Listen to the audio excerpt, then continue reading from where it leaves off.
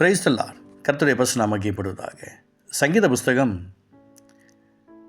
37 சங்கீதம் 27 வசனம். Psalms 37 verse 27. தீமையை விட்டு விலகி நன்மை செய், என்றென்றைக்கும் நிலைத்திருப்பாய். எனக்கு பிரியமானவர்களே, ஆண்டவருடைய நாம் மகிமைப்படுவதாக. நிறைய நேரங்களில் தீமை மனுஷனுடைய வாழ்க்கையை சீரழிச்சிருக்கிறது. ஒருத்தவங்க வீட்டுக்கு வந்த உடனே அவங்கள முன்னாடி ஒன்று பார்க்குறதும் பின்னாடி ஒன்று பேசுவதும் இன்றைக்கி இயற்கையாகவே மாறிடுச்சு.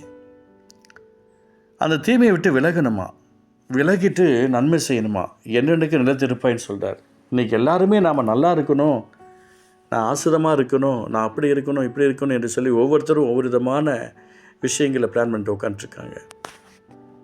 அதுக்கு எப்படி இருக்கணுன்றதை கர்த்தர் சொல்லி கொடுக்குறாரு பாருங்கள். தீமையை விட்டு விலகி நன்மை செய், என்றென்றைக்கும் நிலைத்திருப்பாய் என்று கர்த்தர் வாக்கு பண்ணிக்கிறார். எங்கள் இயேசுவின் நாமத்தில் நான் சொல்கிறேன், நீங்கள் கவலைப்படாதீங்க, எங்களுக்கு சப்போர்ட் யாருமே இல்லையே, நான் என்ன செய்கிறது தடுமாறிட்ருக்கீங்களா? தீமையை விட்டு விலகுங்க. ஏதோ ஒரு தீமை உங்களுக்குள்ளே இருக்குங்க, ஏதோ ஒரு விஷயம் இருக்குது, அதை சரிப்படுத்திக்கோங்க. ஒருவேளை உங்களுடைய பேச்சில் இருக்கலாம், சிந்திக்கிறதுல இருக்கலாம், கோல் மூட்டத்தில் இருக்கலாம், யாரை கொடுத்தாது குறை சொல்றதில் இருக்கலாம், இல்லை மற்றவர்களை கேவலப்படுத்தல் இருக்கலாம், இல்லை நான் தான் பெரிய ஆள் அப்படின்னு சொல்லி கொடுக்குற காரியங்கள் இருக்கலாம். இது எப்படியோ நம்ம சரிப்படுத்தும் போது தேவனுடைய ஆசீர்வாதம் நமக்கு வந்து சேரும். தீமையை விட்டு விலகணும். அடுத்தது செய்ய வேண்டிய ஒரு காரியம் நன்மையை செய்யணுமா. நன்மை செய்கிறதுல சோர்ந்து போகாதீங்க என்று ஆண்டவர் வாக்கு பண்ணியிருக்கிறார் இல்லையா? நன்மை செய்யணும், நன்மை செய்ய முயற்சி பண்ணுங்க. எப்படி நன்மை செய்யணும்? தேவன் உங்களிடத்தில் என்ன எதிர்பார்க்கிறாரோ அந்த எதிர்பார்ப்புகளுக்கு விரோதமாக செயல்பட வேண்டாம். நன்மை செய்யுங்க. ஆட்டோமேட்டிக்காக இந்த 2 வேலைகளை செஞ்சிட்டிங்கன்னா, தீமையை விட்டு விலகணும், அடுத்து நன்மை செய்யணும். விலகிட்டீங்க, நன்மை செய்யாமல் இருக்கிறீங்க. இல்லை நீங்கள் நன்மை செய்கிறீங்க ஆனால் தீமையை விட்டு விலகாமல் இருக்கிறீங்க. ஒன்று தீமையை விட்டு விலகாமல் இருக்கிறீங்க, நன்மையும் செய்கிறீங்க, நிலைத்திருக்க முடியாது. ஒன்று தீமை விட்டு விலகணும், நன்மை செய்யணும். சிலர் தீமை விட்டு விலகிட்டாங்க, நன்மை செய்ய மாட்டாங்க. உங்களுக்கு ரொம்ப குழப்பமாக இருக்குல்ல?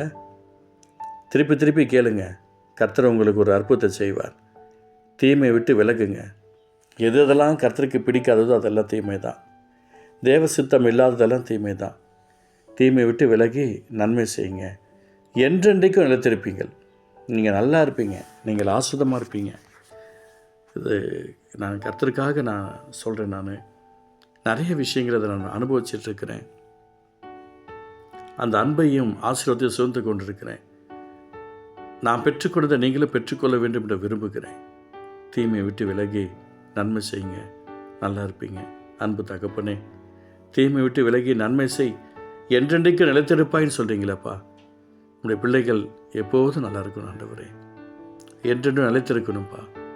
கிருபையால் ஒரு அற்புதம் செய்யும், இரக்கத்தால் ஒரு அற்புதம் செய்யும், தேவ தயவினால் ஒரு அற்புதம் செய்யும். தேவ சமாதானம் உண்டாகட்டும்.